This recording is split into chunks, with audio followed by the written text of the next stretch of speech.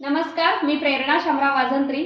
मी आज माझ्या भावासाठी एक छोटीशी कविता तयार केलेली आहे। हा माझा छोटा भाऊ अनिकेत, हा इंडियन नेव्ही मध्ये याचं सिलेक्शन झालेलं आहे आणि आज तो त्याच्या 4 महिन्यांच्या ट्रेनिंग नंतर घरी परत आलेला आहे। आणि माझ्या ज्या भावना आहेत त्या मी माझ्या भावना एक छोट्याशा कवितेमधून माझ्या शब्द शून्याने मी तयार केलेली आहे, तर नक्की कविता ऐका।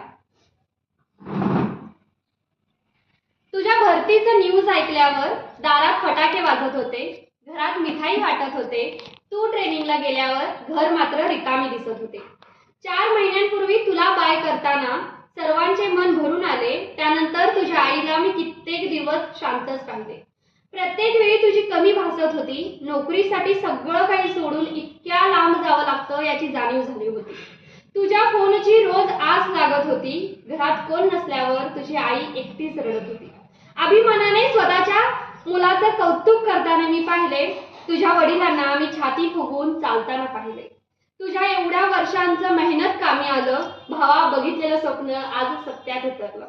तुझ्या इथून पुढच्या प्रत्येक पूर्ण होऊ देत इच्छा, हीच आमची अपेक्षा आणि पुढील वाटचालीसाठी भावा खूप साऱ्या शुभेच्छा। थँक्यू सो मच दीदी, या चांगल्याशा सुंदर कवितेसाठी थँक्यू सो मच। पुन्हा एकदा कॉंग्रॅच्युलेशन्स, वेलकम बॅक होम। आणि तुम्हाला जर माझी कविता आवडली असेल तर नक्कीच चॅनलला सबस्क्राईब करा, लाईक, शेअर आणि कमेंट सुद्धा नक्की करा। थँक्यू आणि बेल आयकॉन। थँक्यू।